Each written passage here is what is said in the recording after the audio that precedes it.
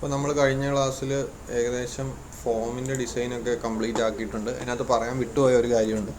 Input type equal to reset. ഞാൻ എപ്പോഴൊന്ന് പറഞ്ഞിട്ടുണ്ടെന്ന് തോന്നുന്നു, ഡീറ്റെയിൽ ആയിട്ട് പറഞ്ഞിട്ടില്ലെന്നേ ഉള്ളൂ. സബ്മിറ്റ് ബട്ടൺ പോലെ തന്നെ വേറൊരു ബട്ടണാണ് റീസെറ്റ് ബട്ടൺ. സബ്മിറ്റ് ബട്ടൺ അടുത്ത് തന്നെ കാണാറുള്ളതാണ്. അതിൽ ക്ലിക്ക് ചെയ്താൽ സംഭവിക്കുന്ന സബ്മിറ്റ് ബട്ടണിൻ്റെ ഉദ്ദേശം എന്താണ്? അത് input type equal to submit കൊടുത്തു കഴിഞ്ഞ് അതിൽ കൊടുത്ത് ആ സബ്മിറ്റ് ബട്ടണിൽ പ്രസ് ചെയ്യുമ്പോഴത്തേക്കും ഫോമിൻ്റെ ആക്ഷനിൽ പറഞ്ഞു കൊടുത്തേക്കുന്ന സ്ഥലത്തേക്ക് അത് പോകും, ഡാറ്റ പോകും, ഡാറ്റ സെൻഡ് ആവും. ഗെറ്റ് ആണോ പോസ്റ്റ് ആണോ എന്നതിനനുസരിച്ച് വ്യത്യാസം വരും. ഇനിയുള്ളത് ടൈപ്പ് റീസെറ്റ് എന്ന് പറയുന്നതാണ്. സബ്മിറ്റ് ബട്ടൻ്റെ അടുത്ത് തന്നെയായിട്ട് ഫോമിൽ സാധാരണ കാണുന്ന ഒരു ബട്ടണാണ് റീസെറ്റ് ബട്ടൺ. അത് സെയിം സിൻടാക്സ് തന്നെയാണ്. ഇൻപുട്ട് ടൈപ്പ് ഈക്വൽ ടു സബ്മിറ്റിന് പകരം റീസെറ്റ് കൊടുക്കണമെന്നേ ഉള്ളൂ. വാല്യൂ ഈക്വൽ ടു എന്ന് പറഞ്ഞ് നമ്മൾ എന്ത് വാല്യൂ കൊടുത്താലും അത് ആ ബട്ടൺ അകത്ത് ഡിസ്പ്ലേ ചെയ്ത് കാണിക്കും.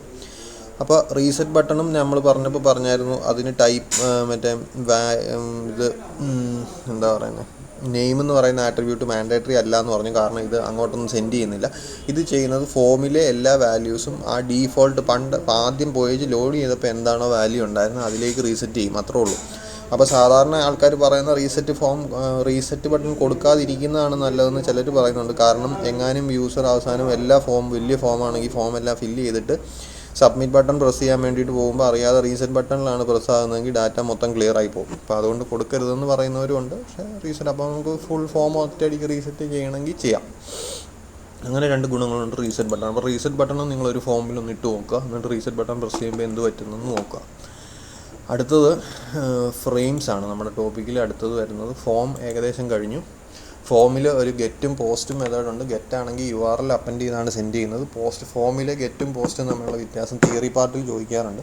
അപ്പോൾ ഞാൻ ഓൾറെഡി അത് നോട്ട് തന്നിട്ടുള്ളതാണ്. പോസ്റ്റ് ആണെങ്കിൽ അത് ഫോമിൽ ഡാറ്റയിൽ എംബഡ് ചെയ്തായിരിക്കും, ഫോം ഡാറ്റ എംബഡ് ചെയ്തായിരിക്കും വിടുന്നത്. അപ്പോൾ നമുക്ക് കാണാൻ പറ്റില്ല. അപ്പോൾ സെക്യൂർ ഡാറ്റയെല്ലാം സാധാരണ സെക്യൂർ ഡാറ്റ എന്ന് മാത്രമല്ല മിക്കവാറും എല്ലാ ഡാറ്റയും പോസ്റ്റിലാണ് വിടാറ്. ഗെറ്റിന് വേറൊരു ഡ്രോബാക്ക് ഉള്ളത്, ഗെറ്റ് URL അപ്പൻഡ് ചെയ്ത് വിടുന്നു. അപ്പോൾ URLന് എന്താ പറഞ്ഞത്, ലെങ്തിന് ലിമിറ്റേഷൻ ഉള്ളതുകൊണ്ട് ചിലപ്പോൾ ഡാറ്റ കട്ടായി പോകാൻ ചാൻസ് ഉണ്ട്. നമ്മൾ കണ്ടില്ലേ URL അപ്പൻഡ് ചെയ്ത് പോകുന്നത്. അപ്പോൾ ഒത്തിരി ഇപ്പം നിങ്ങൾ ആ വലിയ ഫോമിൻ്റെ സബ്മിറ്റ് ചെയ്തപ്പോഴത്തേക്കും ഞാൻ കാണിക്കാം, ഡാറ്റ കാണിക്കാം. നമ്മൾ ആ വലിയ ഫോം എടുത്തിട്ട് ആ വലിയ ഫോമിനകത്തേക്ക് ഡാറ്റ എല്ലാം എൻട്രി ചെയ്തിട്ട് സബ്മിറ്റ് ചെയ്യുമ്പം URL വലിയതായിട്ടായിരിക്കും പോകുന്നത്. മിക്കി ഹൗസ് ഫീമെയിൽ മാത്സ് ഫിസിക്സും സെലക്ട് ചെയ്യും. ഇമെയിൽ അഡ്രസ്സ് set123.com എന്നിട്ടും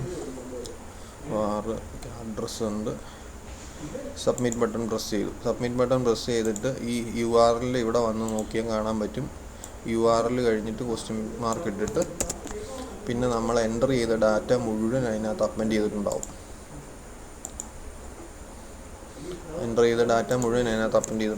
ഇത് കണ്ടില്ലേ.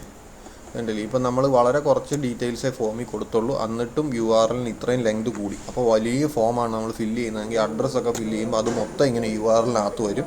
അങ്ങനെ മൊത്തം URLനകത്ത് വന്നാൽ URLൻ്റെ ലെങ്ത് കൂടും. അപ്പോൾ ചില ബ്രൗസറുകളൊക്കെ URLൻ്റെ ലെങ്ത് ലിമിറ്റ് ചെയ്യുന്നുണ്ട്, വൈറസ് അറ്റാക്ക് പോലെയുള്ള കാര്യങ്ങളൊക്കെ ഒഴിവാക്കാൻ വേണ്ടിയിട്ട്. അപ്പോൾ അങ്ങനെ വരുമ്പോഴത്തേക്കും ഡാറ്റ ട്രിമ്മായി പോകും. ചിലപ്പോൾ മാക്സിമം ലെങ്ത് ഇവിടെ വെച്ചാണ് അറ്റൻഡ് ചെയ്യുന്നത്, MA മാക്സ് വരെ ഉള്ളെങ്കിൽ ഇത് കഴിഞ്ഞുള്ള ഡാറ്റ ഈ ബ്രൗസർ അങ്ങ് ഡിലീറ്റ് ചെയ്ത് കളയും. അപ്പോൾ ഡാറ്റ ഇത്രയേ സെർവറിൽ എത്തുള്ളൂ. അങ്ങനെ ഒരു പ്രശ്നമുണ്ട്. അതുകൊണ്ട് പോസ്റ്റ് ആയിരിക്കും മിക്കവാറും എപ്പോഴും യൂസ് ചെയ്യുന്നത്. അതാണ് ഫോമിലെ ഗെറ്റും പോസ്റ്റും. ഇനി നമുക്കുള്ളത് ഫ്രെയിമാണ്. ഫ്രെയിം എന്ന് പറഞ്ഞാൽ നമ്മൾ ഒരു ബ്രൗസറിൽ തന്നെ ഒന്നിൽ കൂടുതൽ വെബ് പേജ് കാണിക്കാൻ വേണ്ടിയിട്ടാണ് നമ്മൾ ഫ്രെയിം ഉപയോഗിക്കുന്നത്. അതിന് പേജ് കാണിച്ചു തരാം. ആദ്യം ഫ്രെയിം കണ്ട, ഇതിൽ മേളിൽ ഇവിടെ ഒരു പേജുണ്ട്, അത് കഴിഞ്ഞൊരു പേജുണ്ട്, ഇതിൻ്റെ താഴെ വേറൊരു പേജ്. ഇത് നമ്മുടെ ഫോമിൻ്റെ വലിയ പേജില്ലേ, അതാണ് ഞാൻ ഇവിടെ കൊടുത്തേക്കുന്നത്. അതിന് താഴെ ഒരു മൈ ഫസ്റ്റ് പേജ് എന്നും പറഞ്ഞ് വേറൊരു പേജും കൊടുത്തിട്ടുണ്ട്. അപ്പോൾ ഈ ബ്രൗസറിൽ തന്നെ നമുക്ക് 3 പേജുകൾ കാണാൻ പറ്റിയിട്ടുണ്ട്, 3 HTML പേജ്. അതിൻ്റെ സിൻടാക്സ് എങ്ങനെയാണ് കൊടുക്കുന്നതെന്ന് ചോദിച്ചാൽ, സിൻടാക്സ് ഫ്രെയിം സെറ്റ് എന്ന് പറയുന്ന ഒരു ടാഗ് കാണണം. അത് സെറ്റ് ഓഫ് ഫ്രെയിംസിനെ കാണിക്കാൻ വേണ്ടിയിട്ടാണ് ഫ്രെയിം സെറ്റ്. നമ്മൾ സെലക്റ്റിനകത്തൊക്കെ ഒരു മെയിൻ സെലക്ട് ടാഗ് കൊടുക്കില്ലേ, അതുപോലെ. എന്നിട്ട് റോയും കോളവും പറഞ്ഞു കൊടുക്കണം. റോയുടെ വിഡ്ത്ത് ആദ്യം ഒരു സ്ക്രീനിൻ്റെ ഫുൾ വിഡ്ത്തിൻ്റെ 10% ആദ്യത്തെ റോ കൊടുക്കും. ഇതിനകത്തിപ്പോൾ ഞാൻ 3 ഫ്രെയിമാണ് ഇട്ടേക്കുന്നത്. അപ്പോൾ 3 ഫ്രെയിം ഇതിനകത്ത് കൊടുത്തിട്ടുണ്ട്. ആ 3 ഫ്രെയിമിൻ്റെയും വിഡ്ത്ത് പറഞ്ഞു കൊടുക്കണം. 10% ആദ്യത്തെ ഫ്രെയിം കാണിക്കും, 80% രണ്ടാമത്തെ ഫ്രെയിം കാണിക്കും. ഇത് വേണമെന്ന് വ്യത്യാസം വരുത്തി കൊടുക്കാം. 25%, 50% ആക്കി. അപ്പോൾ ആദ്യത്തെ 25% ആദ്യത്തെ ഫ്രെയിം കാണിക്കും, പിന്നത്തെ 50% വിഡ്ത്തിൽ അടുത്ത ഫ്രെയിം കാണിക്കും, പിന്നത്തെ 25% ബാക്കി ഫ്രെയിം കാണിക്കും. അതാണ് ഈ 3 ഫ്രെയിം. അപ്പോൾ ഫ്രെയിം സെറ്റിൻ്റെ ഒരു ആട്രിബ്യൂട്ടായിട്ട് വരുന്നതാണ് റോയ്ക്കകത്ത് പറഞ്ഞു കൊടുക്കുന്നത് പെർസെൻറ്റേജ് ഓഫ് വാല്യൂസ് ആണ്. ബോർഡർ എന്തെങ്കിലും കൊടുക്കണോ വേണ്ടായോ എന്നുള്ളതാണ്. നമ്മൾ ടേബിളിൻ്റെ ഒക്കെ ബോർഡർ കണ്ടില്ലേ, ആ സെയിം ആട്രിബ്യൂട്ട് തന്നെയാണ് ഇവിടെ 1 2 3 4 5 അങ്ങനെ ഏതെങ്കിലുമൊക്കെ വാല്യൂ കൊടുക്കുക, അതിനനുസരിച്ചുള്ള ബോർഡർ കാണിക്കും ഫ്രെയിം സെറ്റ്. ഇനി ആദ്യത്തെ ഫ്രെയിമിനകത്ത് അപ്പോൾ ഇവിടെ 3 വാല്യൂ പറഞ്ഞു കൊടുത്തേക്കുന്നതിൻ്റെ അർത്ഥം 3 ഫ്രെയിം ഉണ്ടെന്നാണ്. ആദ്യത്തെ ഫ്രെയിമിന് നെയിം എന്ന് പറയുന്ന ഒരു ആട്രിബ്യൂട്ട് ഉണ്ട്, ഒരു പേര് കൊടുക്കണം 3 ഫ്രെയിമിനും. അതിൻ്റെ സോഴ്സ് ഏത് പേജാണോ കാണിക്കേണ്ടത്. ഈ കേസിൽ ഇപ്പം ഞാൻ സോഴ്സ് ഒന്നും കൊടുത്തിട്ടില്ല, അതുകൊണ്ട് ആ പേജ് അത്രയും സ്ഥലം വെറുതെ റിസർവ് ചെയ്തിടുകയുള്ളൂ. ഭാവിയിൽ ഏതെങ്കിലും ഒരു സൈറ്റ് നമുക്ക് അവിടെ കൊടുക്കണമെങ്കിൽ, ഇപ്പോൾ google.com എന്ന് കൊടുക്കണമെങ്കിൽ അത് കൊടുക്കാം.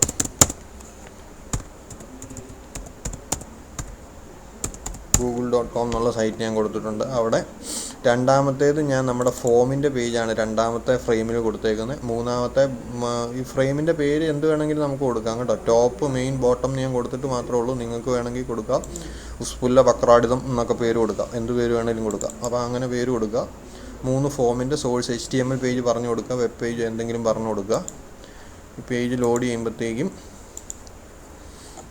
ഇതിവിടെ ഇപ്പോൾ ഇങ്ങനെ കാണും. നെറ്റില്ലാത്തതുകൊണ്ടാണ് അത് കാണാൻ പറ്റാത്തത്. ഫസ്റ്റ് പേജ് ഗൂഗിളിൻ്റെ പാർട്ട് കാണാൻ പറ്റാത്തത്. അപ്പോൾ 25% വിഡ്ത്തിൽ ആദ്യത്തെ ഫ്രെയിം കാണിച്ചു, പിന്നെ 50% വിഡ്ത്തിൽ നമ്മൾ നടുക്ക് പറഞ്ഞു കൊടുത്തേക്കുന്ന ഫ്രെയിം കാണിച്ചു. ഓരോന്നിനും സെപ്പറേറ്റ് സ്ക്രോൾ ബാർ ഉണ്ടാവും കണ്ടോ. ഇത് നമ്മുടെ ഫോമിൻ്റെ പേജാണ്. ഇത് മൂന്നാമത്തെ നമ്മുടെ ഫസ്റ്റ് പേജ് എന്ന് പറയുന്ന ഒരു പേജാണ് കൊടുത്തേക്കുന്നത്. ഇത് 3 ഈ കൊടുത്തേക്കുന്നത് പേജുകളാണ് കാണുന്നത്. ഇതാണ് ലാസ്റ്റ് കാണുന്ന പേജ്, ഇതാണ് ഇത് കൊടുത്തേക്കുന്ന പേജ്, ഇതാണ് ഇവിടെ കൊടുത്തേക്കുന്നത്. ഇനി വേറൊരു പ്രത്യേകത ഉള്ളത്, ഈ ഫ്രെയിമിൻ്റെ ഒരു ഡ്രോബാക്ക് എന്താണെന്ന് ചോദിച്ചാൽ, ഡിസഡ്വാൻറ്റേജസ് ഓഫ് ഫ്രെയിമിന് ഒത്തിരി ഡ്രോബാക്ക് ഉണ്ട്. അതുകൊണ്ട് ഫ്രെയിം HTML5 എന്ന് പറയുന്ന വേർഷൻ ഫ്രെയിം സപ്പോർട്ട് ചെയ്യത്തില്ല. അപ്പോൾ അതുകൊണ്ട് ഫ്രെയിം സാധാരണ നമ്മൾ യൂസ് ചെയ്യാറില്ല. അതിന് ഡ്രോബാക്ക് ഉള്ളത്, ഒന്നാമത്തെ പ്രശ്നം എന്ന് പറഞ്ഞാൽ സ്മോൾ ഡിവൈസസ് മൊബൈലിലൊക്കെ കാണുമ്പോഴത്തേക്കും മൊബൈലിൻ്റെ ബ്രൗസറിൽ ഈ സ്ക്രീനെ 3 ഡിവൈഡ് ചെയ്യാൻ, അല്ലെങ്കിൽ 5 പല ഫ്രെയിംസ് ആയിട്ട് ഡിവൈഡ് ചെയ്യാൻ ബുദ്ധിമുട്ട് വരും. അതാണ് ആദ്യത്തെ ഡിസഡ്വാൻറ്റേജ്. ചെറിയ സ്ക്രീൻ ആകുമ്പോൾ ഡിവൈഡ് ചെയ്യാൻ പാടായിരിക്കും. പിന്നെ പ്രശ്നം എന്താണെന്ന് ചോദിച്ചാൽ, ഫ്രെയിം പല ബ്രൗസറിലും പല രീതിയിലായിരിക്കും കാണിച്ചിരിക്കുന്നത്. അതിനൊരു സ്റ്റാൻഡേർഡ് ബിഹേവിയർ കാണത്തില്ല. ഇപ്പം നിങ്ങൾ ബ്രൗസറിൽ ഫയർഫോക്സിൽ എടുത്താൽ അതിൽ കാണുന്ന പോലെ ആയിരിക്കില്ല ചിലപ്പം ഇൻ്റർനെറ്റ് എക്സ്പ്ലോററിൽ കാണുന്നത്. അങ്ങനത്തെ ഒരു പ്രശ്നം ഫ്രെയിമിനുണ്ട്. പിന്നെ ബ്രൗസറിൻ്റെ ബാക്ക് ബട്ടണില്ലേ, ബ്രൗസറിലെ ബാക്ക് ബട്ടൺ, ഈ കാണുന്ന ബട്ടൺ പ്രസ് ചെയ്യുമ്പോൾ ചിലപ്പോൾ ഈ പേജ് മാത്രമേ ഒരു പേജ് പുറകോട്ട് പോകത്തുള്ളൂ, അല്ലെങ്കിൽ ഈ പേജ് പോയില്ല എന്ന് വരും. അപ്പോൾ ബ്രൗസറിൻ്റെ ബാക്ക് ബട്ടൺ പ്രസ് ചെയ്യുമ്പോഴത്തേക്കും, കാരണം 3 പേജല്ലേ ഒരേ പേജ് കാണിക്കുന്നത്, അപ്പോൾ ബ്രൗസറിൻ്റെ ബാക്ക് ബട്ടൺ പ്രസ് ചെയ്യുമ്പോൾ ഏത് പേജ് പുറകോട്ട് പോകും എന്നുള്ള കാര്യത്തിൽ കൺഫ്യൂഷൻ വരും. അപ്പോൾ അതിൻ്റെ ഒരു സ്റ്റാൻഡേർഡ് ബിഹേവിയർ ഇല്ലാതെ വരും. അത് വേറൊരു ഡ്രോബാക്കാണ്. പിന്നെ അവസാനത്തെ ഡ്രോബാക്ക് എന്ന് പറഞ്ഞാൽ, ചില ബ്രൗസറുകൾ ഇപ്പോഴും ഫ്രെയിം ടെക്നോളജി സപ്പോർട്ട് ചെയ്യുന്നില്ല, ചില ബ്രൗസറുകൾ. അപ്പോൾ അതുകൊണ്ട് ഈ വക കാരണങ്ങളാൽ നമ്മൾ ഫ്രെയിംസ് സാധാരണ യൂസ് ചെയ്യാറില്ല. പക്ഷേ ഫ്രെയിം യൂസ് ചെയ്യാനുള്ള വേറൊരു മാർഗ്ഗമുണ്ട്. അപ്പം ഫ്രെയിം എന്നുള്ളൊരു ടോപ്പിക്കുണ്ട്. ഫ്രെയിം ഇതുപോലെ തന്നെ ഇതിനകത്ത് പറയാൻ ഒരു കാര്യം വിട്ടുപോയി. നമ്മൾ ഹെഡ് കഴിഞ്ഞിട്ട് ബോഡി ടാഗിന് പകരം ഫ്രെയിം സെറ്റ് എന്ന് പറയുന്ന ടാഗായിരിക്കും ഇവിടെ ഉപയോഗിക്കുന്നത്. ബോഡി ടാഗ് കാണൂല, പകരം ഇതിനകത്ത് കൊടുത്തേക്കുന്ന ഇത് ഗൂഗിൾ കൊടുക്കേണ്ട, അത് വരില്ല. അപ്പം ഇവിടെ കൊടുത്തേക്കുന്ന ഓരോ HTML പേജിനും അകത്ത് ഹെഡും ബോഡി സെപ്പറേറ്റ്ലി കാണും. പക്ഷേ അതിൻ്റെ ഒരു കോമൺ ആയിട്ടുള്ള, ഇതിപ്പോൾ നമ്മൾ ഡിസൈൻ ചെയ്ത ഒരു HTML പേജാണ്, സാധാരണ ഒരു HTML പേജ്. അതിനകത്ത് ഹെഡ് കാണും, ബോഡി കാണും, ഫോം കാണും, അങ്ങനത്തെ കാര്യങ്ങളൊക്കെ അതിനകത്ത് കാണും. അപ്പോൾ ഫ്രെയിം സെറ്റ് എന്ന് പറയുന്ന ടാഗ് ബോഡി ടാഗിന് പകരമാണ് ഉപയോഗിക്കുന്നത്. ഹെഡ് കഴിഞ്ഞാൽ ബോഡി ടാഗിന് പകരമാണ് ഉപയോഗിക്കുന്നത്. അതിനകത്ത് പല പല ഫ്രെയിംസ് നമുക്ക് ഇൻക്ലൂഡ് ചെയ്യാം. അപ്പോൾ ഫ്രെയിം പലതിലും സപ്പോർട്ട് ചെയ്യില്ല. അതിന് പകരം കുറച്ചുകൂടെ നല്ലൊരു വേറൊരു സാധനമുണ്ട്, ഫ്രെയിം എന്ന് പറയുന്ന ഒരു സാധനമുണ്ട്. അതാണ് ഈ കാണുന്നത്. ഹെഡ് ഇവിടെ കൊടുത്തേക്കുന്നു, ബോഡി ഉണ്ടാവും, ബോഡിക്കകത്ത് പാരഗ്രാഫൊക്കെ ഉണ്ടാവും. ഇതൊരു ഫ്രെയിം എന്ന് പറയുന്ന ഒരു ഇൻലൈൻ ഫ്രെയിമാണ്, അതായത് ആ ലൈനിൽ തന്നെ കാണിക്കും ഫ്രെയിം ഉള്ളത്. അപ്പോൾ ഫ്രെയിമിനകത്ത് ഫ്രെയിമിൻ്റെ സിൻറ്റാക്സുകളൊക്കെ എല്ലാവരും നോക്കി കറക്റ്റായിട്ട് എഴുതിയെടുക്കുക കേട്ടോ. ഫ്രെയിമിൻ്റെ സിൻറ്റാക്സ് എന്ന് പറയുന്നത് ഒരു സാധാരണ ടാഗ് തന്നെയാണ്. മറ്റേ ഫ്രെയിം സെറ്റ് എന്ന് പറയുന്ന ഡിഫറൻസ്, ബോഡി ടാഗിന് പകരമാണ് ഫ്രെയിം സെറ്റ് ടാഗ് ഉപയോഗിക്കുന്നത്, എന്നിട്ട് അതിനകത്ത് ഫ്രെയിംസ് ആണ് ഇടുന്നത്. ഫ്രെയിമിൻ്റെ കേസ് അങ്ങനെയല്ല, സാധാരണ പാരഗ്രാഫ് ടാഗ് അല്ലെങ്കിൽ ഒരു ഇൻപുട്ട് ടാഗ്, അങ്ങനത്തെ ടാഗുകൾ പോലെ തന്നെ കൊടുക്കുന്നതാണ്. ഇൻപുട്ട് ഇത് സാധാരണ ഉപയോഗിക്കുന്നത്, ഇതെല്ലാത്തിലും സപ്പോർട്ട് ചെയ്യും, സാധാരണ എല്ലാത്തിലും വർക്ക് ചെയ്യുകയൊക്കെ ചെയ്യുന്നതാണ്. ഇത് സാധാരണ ഉപയോഗിക്കുന്നത്, നമ്മളൊരു വെബ് പേജ് ഡിസൈൻ ചെയ്യുകയാണെങ്കിൽ നമ്മുടെ വെബ് പേജിനകത്ത് നമുക്കൊരു സെർച്ച് ഓപ്ഷൻ കൊടുക്കണം, ഒരു ഗൂഗിൾ സെർച്ച് കൊടുക്കണം. എന്ന് പറഞ്ഞാൽ നമുക്ക് അപ്പോൾ ഒരു പേജ് ഇങ്ങനെ കാണിക്കാൻ പറ്റും. ഈ പേജ് ഞാൻ ലോഡ് ചെയ്ത് കാണിക്കാം. I frame.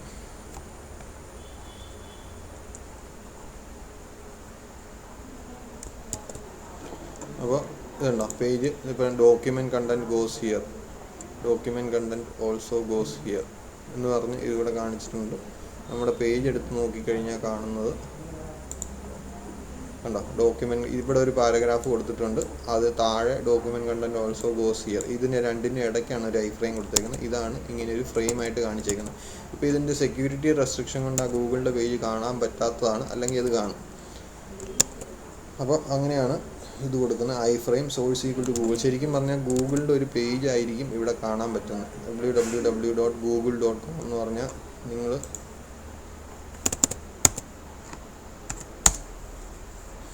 ഈ പേജില്ലേ, ഈ കാണുന്ന പേജ് ചെറുതാക്കിയിട്ട് ഈ ഭാഗത്തിനുള്ളിൽ കാണിക്കാൻ പറ്റും.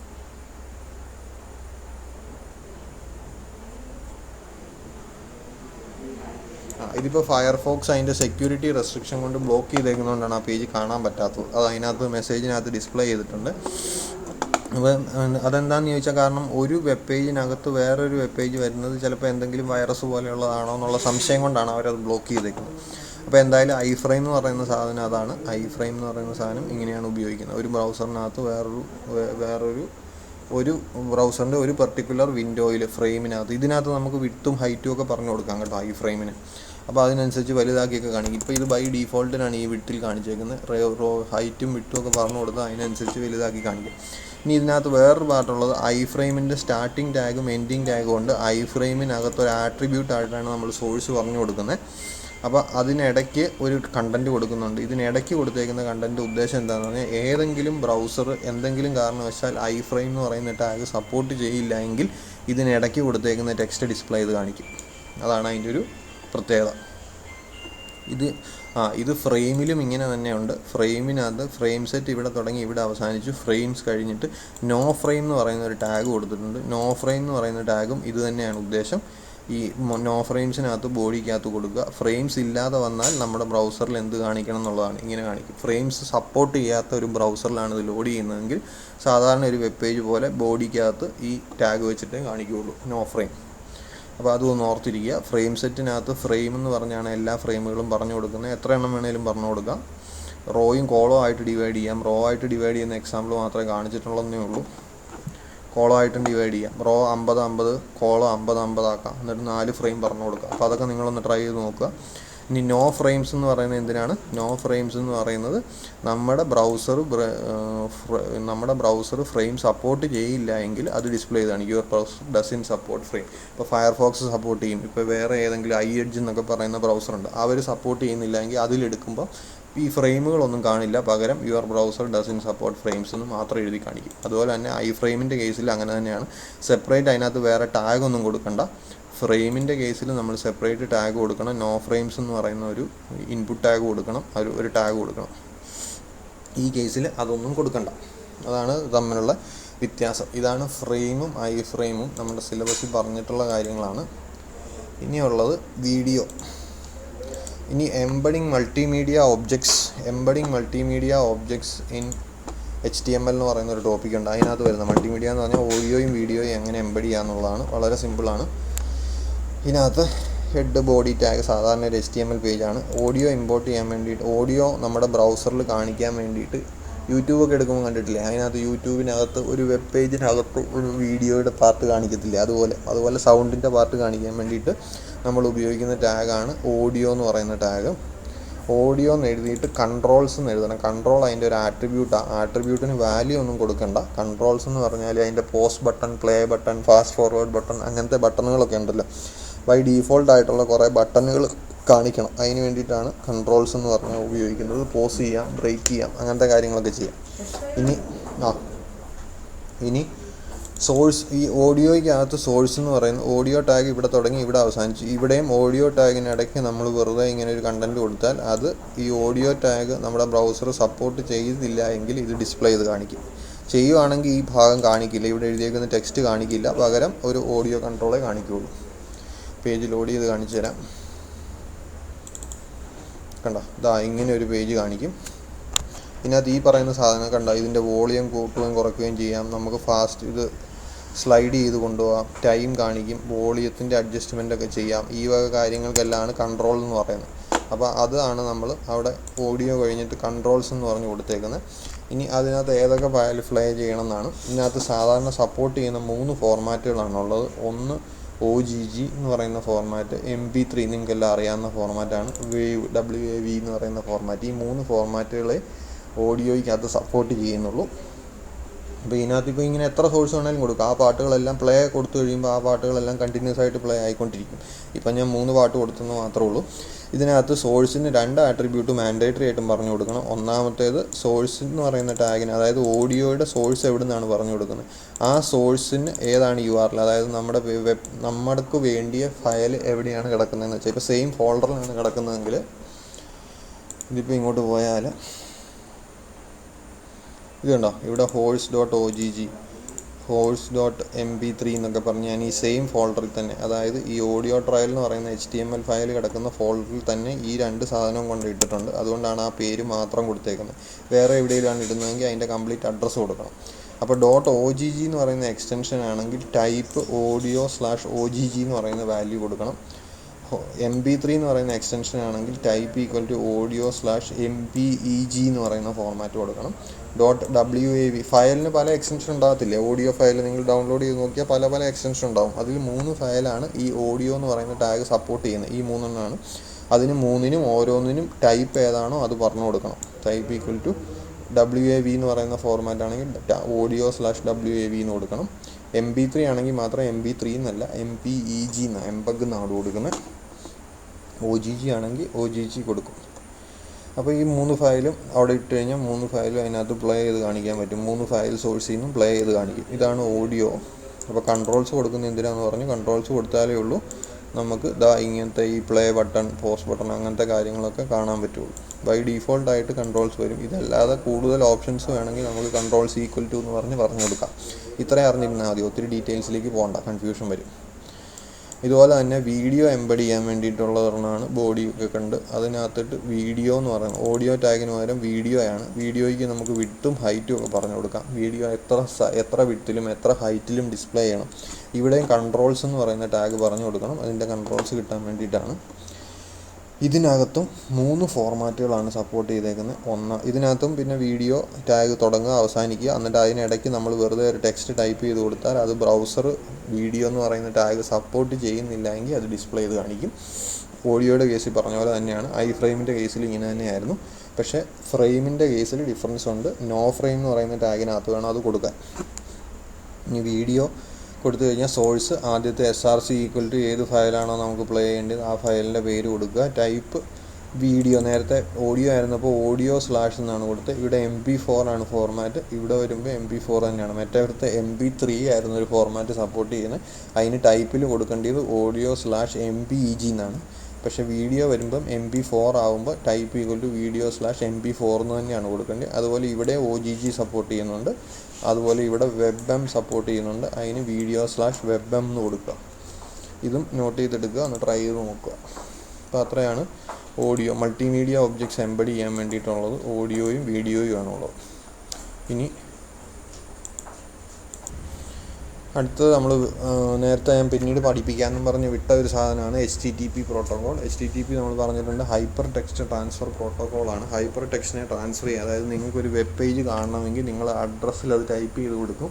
അഡ്രസ് ബാറിൽ അത് ടൈപ്പ് ചെയ്ത് കൊടുക്കുമ്പോൾ അത് സെർവറിലേക്ക് പോകും. സെർവറിലേക്ക് പോയിട്ട് സെർവർ അത് അതിൻ്റെ ഒരു റെസ്പോൺസ് തന്നുവിടും. അത് വീണ്ടും നമ്മുടെ ക്ലയൻറ്റിൽ കൊണ്ട് കാണിക്കും. ഇതിനകത്ത് 2 കാര്യങ്ങളാണ് മെയിനായിട്ട് വരുന്നത്. ഒന്ന് ക്ലയൻറ്റ്, അതായത് നമ്മൾ എവിടെ നിന്നാണോ സൈറ്റ് ആക്സസ് ചെയ്യുന്നത്, വെബ് ബ്രൗസർ ആണെങ്കിൽ വെബ് ബ്രൗസർ, അതാണ് ക്ലയൻറ്റ്. സെർവർ എന്ന് പറഞ്ഞാൽ ഇപ്പോൾ നമ്മൾക്ക് വേണ്ടിയ ഫേസ്ബുക്ക് ആണോ അല്ലെങ്കിൽ വേറെ ഏതെങ്കിലും Gmail ആണോ അതിൻ്റെ സെർവർ എവിടെയാണോ ഇരിക്കുന്നത് അതാണുള്ളത്. അപ്പോൾ 2 കാര്യങ്ങളാണ്. HTTP protocol works in client and server model like many other protocol. സാധാരണ എല്ലാ പ്രോട്ടോക്കോളുകളും പോലെ ഇതും ക്ലയൻറ്റ് സെർവർ, സാധാരണ എല്ലാത്തിലും പല ടൈപ്പ് ഉണ്ട്. അധികം ക്ലയൻറ്റ് സെർവർ മോഡലാണ്. ക്ലയൻറ്റ് സെർവർ മോഡലാണ് വർക്ക് ചെയ്യുന്നത്. Web browser using which the request is initiated is called client and the web server software which responds to the request is called server. നിങ്ങൾ ഒരു ബ്രൗസർ എടുത്തിട്ട് facebook.com എന്ന് അടിച്ചാൽ ആ facebook.com എന്ന് അടിക്കുന്ന ബ്രൗസറാണ് ക്ലയൻറ്റ്.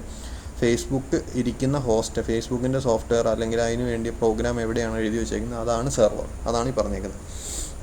HTTP ഒരു ആപ്ലിക്കേഷൻ ലെവൽ പ്രോട്ടോക്കോളാണ്. നിങ്ങൾ TCP/IP പ്രോട്ടോക്കോൾ 7 ലെയർ പഠിച്ചപ്പോൾ അതിനകത്ത് ആപ്ലിക്കേഷൻ ലെയർ ഏറ്റവും മേളിൽ വരുന്ന ഒരു ലെയർ പഠിച്ചു. അവിടെ ആ ലെയറിലുള്ള ഒരു നിയമങ്ങളാണ് HTTP വരുന്നത്.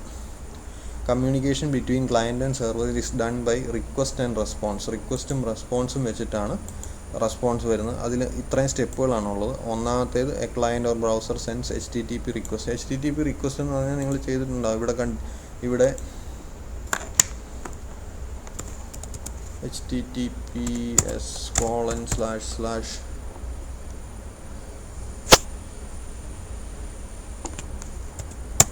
കണ്ടില്ലേ TE-Kerala. ഞാൻ കൊടുക്കുന്ന സാധനത്തിനാണ് HTTP റിക്വസ്റ്റ് എന്ന് പറയുന്നത്. അത് HTTP റിക്വസ്റ്റ് ആയതുകൊണ്ടാണ് ഇവിടെ HTTPS എന്ന് എഴുതിയേക്കുന്നത്. അപ്പോൾ ഞാൻ ഇവിടെ ടൈപ്പ് ചെയ്ത് എൻ്റർ അടിക്കുമ്പോൾ ഇവിടുന്ന് ഒരു റിക്വസ്റ്റ് TE-Kerala'യുടെ ഹോസ്റ്റിലേക്ക് പോകും, സെർവറിലേക്ക് പോകും. ആ സെർവറിൽ നിന്ന് ഒരു റെസ്പോൺസ് തിരിച്ചു വരും. അത് എന്തൊക്കെ സ്റ്റെപ്പാണുള്ളതെന്നാണ് പറഞ്ഞത്. Browser sends and HTTP request to the web. അതാണ് URL ടൈപ്പ് ചെയ്ത് എൻ്റർ അടിക്കുമ്പോൾ സംഭവിക്കുന്നതാണ്. Web server receives a request. അപ്പം TE-Kerala'യുടെ ഹോസ്റ്റ് സെർവർ തിരുവനന്തപുരത്തായിരിക്കും ഇരിക്കുന്നത്. ആ സെർവറിൽ ഈ റിക്വസ്റ്റ് കിട്ടും. Server runs an application to process the request. ആ സെർവറിൽ അപ്പം മനസ്സിലായി അവന് ഇപ്പം നിങ്ങളൊരു യൂസർ നെയിമും പാസ്വേഡും കൊടുത്ത് ലോഗിൻ ചെയ്യാൻ പോയിരിക്കുന്നെങ്കിൽ ഓക്കെ, നിങ്ങളുടെ യൂസർ നെയിമും പാസ്വേഡും റിസീവ് ചെയ്യും. അത് വെച്ചിട്ട് നിങ്ങളുടെ ഡീറ്റെയിൽസ് ഒരു പ്രോഗ്രാം ഉപയോഗിച്ച് അവൻ അവിടുന്ന് ഗെറ്റ് ചെയ്യും. എന്നിട്ട് അവിടുന്ന് ഗെറ്റ് ചെയ്തിട്ട് അതിൻ്റെ റെസ്പോൺസ് തിരിച്ച് കൊടുത്തു വിടും. The server returns and HTTP response to the browser. തിരിച്ചു വരും. അതാണ് നിങ്ങളുടെ ബ്രൗസറിൽ കാണുന്നത്. അതാണ് റിക്വസ്റ്റും റെസ്പോൺസും ഉണ്ടെന്ന് പറഞ്ഞത്. The client browser receives the response. അങ്ങനെ ബ്രൗസർ റിക്വസ്റ്റ് ചെയ്തപ്പോൾ കിട്ടിയേക്കുന്നതാണ് ഈ പേജ് നിങ്ങളിവിടെ കാണുന്നത്. General form of HTTP request. HTTP റിക്വസ്റ്റിൻ്റെ ജനറൽ ഫോം എന്ന് പറയുന്നത് 4 ലൈനുകൾ മിനിമം ഉണ്ടാവും.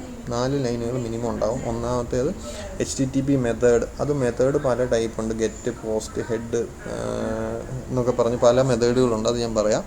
രണ്ടാമത്തേത് ഡൊമൈൻ നെയിം. അതായത് ഏത് സെർവറാണോ, ഫേസ്ബുക്ക് ആണോ, TE-Kerala ആണോ, അങ്ങനത്തെ നെയിം, ഡൊമൈൻ നെയിം. ആ ലൈനിൽ തന്നെ ലാസ്റ്റ് HTTP വേർഷൻ ഉണ്ടാവും. ആ ലൈനിൻ്റെ ഒരു എക്സാമ്പിളാണ് ഇവിടെ കാണിച്ചേക്കുന്നത്. ഫസ്റ്റ് ലൈനിൻ്റെ എക്സാമ്പിളാണ് മെത്തേഡ് ഗെറ്റ് എന്ന് പറഞ്ഞുണ്ടാവും. അത് കഴിഞ്ഞ് ഡൊമൈൻ നെയിം ഉണ്ടാവും. അത് കഴിഞ്ഞ് HTTP വേർഷൻ ഉണ്ടാവും. രണ്ടാമത്തേത് ഹെഡർ ഫീൽഡ്. രണ്ടാമത്തെ ലൈനിൽ ഹെഡർ ഫീൽഡ്സ് ഉണ്ടാവും. Information like user agent, Mozilla Firefox ആണോ യൂസ് ചെയ്യുന്നത്, അല്ലെങ്കിൽ ഇൻ്റർനെറ്റ് എക്സ്പ്ലോറർ ആണോ, അതിൻ്റെ ഡീറ്റെയിൽസൊക്കെ. ഇത് റിക്വസ്റ്റിനെ പറ്റിയാണ് പറയുന്നത്. അതായത് നമ്മുടെ ബ്രൗസറിൻ്റെ സൈഡിൽ നിന്ന് സെർവറിലേക്ക് റിക്വസ്റ്റ് കൊടുക്കുകയാണ് ആ പേജ് facebook.com കിട്ടാൻ വേണ്ടി, അല്ലെങ്കിൽ TE-Kerala കിട്ടാൻ വേണ്ടിയിട്ട്. അപ്പം നമ്മൾ ആക്സസ് ചെയ്യുന്ന മോസില്ല വഴിയാണോ, ഇൻ്റർനെറ്റ് എക്സ്പ്ലോറർ വഴിയാണോ, ഈ ഡീറ്റെയിൽസ്. ഇനി ഇവൻ എന്തൊക്കെ ആക്സെപ്റ്റ് ചെയ്യും, ടെക്സ്റ്റും HTML-ഉം റെസ്പോൺസായിട്ട് ആക്സെപ്റ്റ് ചെയ്യും, അങ്ങനത്തെ കാര്യങ്ങളൊക്കെ ഹെഡർ ഫീൽഡിലുണ്ടാവും. പിന്നെ ഒരു ബ്ലാങ്ക് ലൈൻ കാണും. പിന്നെ ഒരു മെസ്സേജ് ബോഡി കാണും. ഈ മെസ്സേജ് ബോഡിയിലാണ് ഞാൻ പറഞ്ഞത് നമ്മൾ ഇവിടുന്ന് സെൻഡ് ചെയ്യുന്ന ഡാറ്റ പോസ്റ്റ് ആണെങ്കിൽ, അതായത് ഈ പറയുന്ന മെത്തേഡിലെ പോസ്റ്റ് അല്ല, നമ്മുടെ ഫോമിനകത്ത് ഗെറ്റും പോസ്റ്റും ഉണ്ടെന്ന് പറഞ്ഞില്ലേ, അതിൽ പോസ്റ്റ് ആണെങ്കിൽ HTTP റിക്വസ്റ്റിനകത്ത് എംബഡ് ചെയ്താൽ വിടുന്നതെന്ന് പറഞ്ഞില്ലേ, ആ ഡാറ്റ ഇടുന്നത് ഈ മെസ്സേജ് ബോഡിയിലായിരിക്കും. ഈ മെസ്സേജിൻ്റെ ബോഡി എന്ന് പറയുന്ന പാർട്ടിലായിരിക്കും എംബഡ് ചെയ്ത് വിട്ടേക്കുന്നത്. അപ്പോൾ അത്രയാണ് HTTP റിക്വസ്റ്റിലുള്ളത്. മറ്റേതാണെങ്കിൽ URL ആയിരിക്കും പോകുന്നത്. അപ്പോൾ ഈ പാർട്ടിൽ അപ്പൻഡ് ചെയ്താണ് പോകുന്നത്. ഇത് നമുക്ക് കാണാൻ പറ്റും. പക്ഷേ മെസ്സേജ് ബോഡി എൻക്രിപ്റ്റഡ് ആയതുകൊണ്ട് നമുക്ക് കാണാൻ പറ്റില്ല. HTTP മെത്തേഡ് എന്ന് പറയുന്നത് 4 ടൈപ്പ് ഉണ്ട്. ഇത് പ്രത്യേകം മനസ്സിലാക്കുക. HTTP മെത്തേഡിലുള്ള ഗെറ്റ്, പോസ്റ്റ്, ഹെഡ്, പുട്ടൊക്കെ ഉണ്ട്. നമ്മൾ ഫോമിൽ വേറെ പഠിച്ചിട്ടുണ്ട് ഗെറ്റും പോസ്റ്റും. അതായത് ഫോമിൻ്റെ ഡാറ്റ എങ്ങനെ സെൻഡ് ചെയ്യണം എന്നുള്ളതാണ്. ഇത് HTTPയിൽ എന്തൊക്കെ ചെയ്യാൻ പറ്റും എന്നുള്ളതാണ്. HTTPയുടെ മെത്തേഡ് ഗെറ്റാണെന്ന് വെച്ചാൽ അതിൻ്റെ അർത്ഥം returns A content of the specific document. അതായത് നിങ്ങൾ facebook.com എന്ന് വെറുതെ ടൈപ്പ് ചെയ്ത് എൻ്റർ ചെയ്താൽ അങ്ങോട്ടൊരു ഗെറ്റ് റിക്വസ്റ്റ് ആയിരിക്കും പോയിരിക്കുന്നത്. എന്ന് പറഞ്ഞാൽ facebook.comൻ്റെ ഹോം പേജ് കാണും.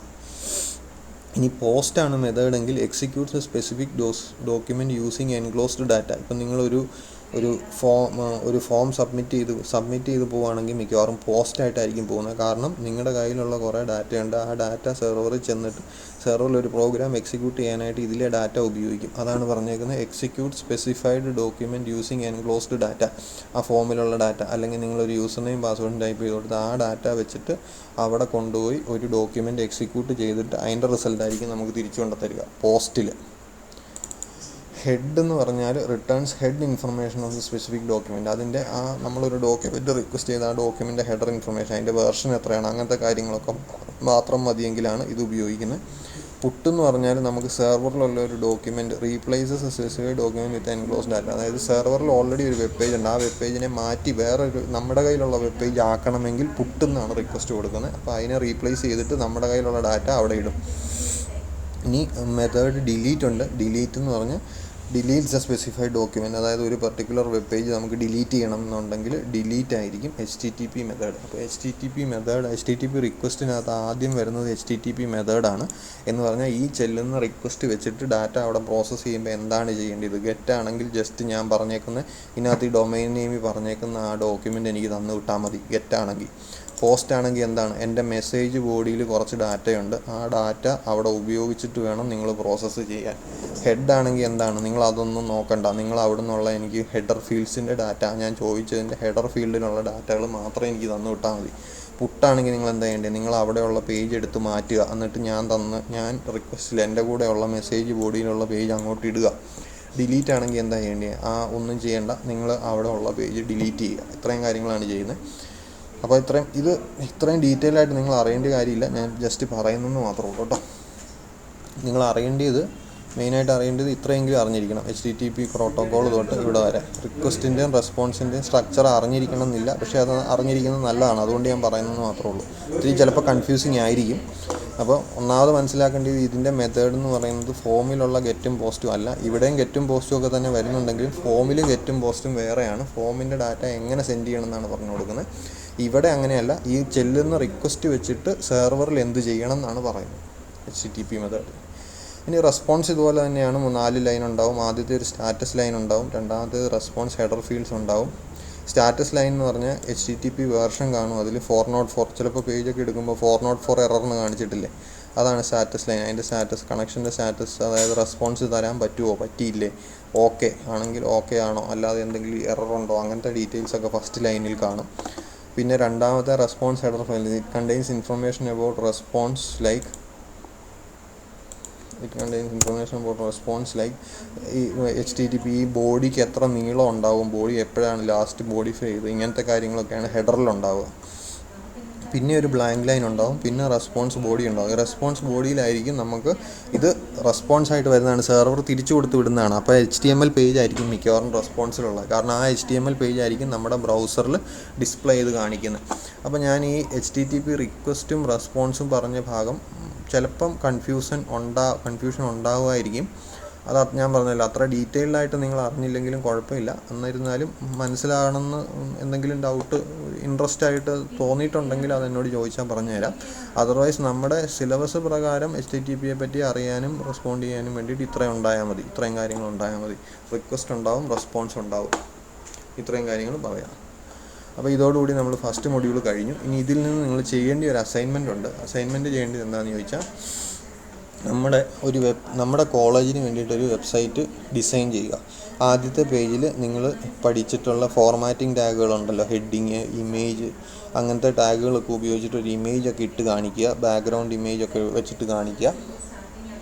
എന്നിട്ട് അതിന് ശേഷം അതിലൊരു ലിങ്ക് കൊടുക്കുക. ഇപ്പം ഫോർ അഡ്മിഷൻ ക്ലിക്ക് ഹിയർ എന്ന് പറഞ്ഞൊരു ലിങ്ക് കൊടുക്കുക.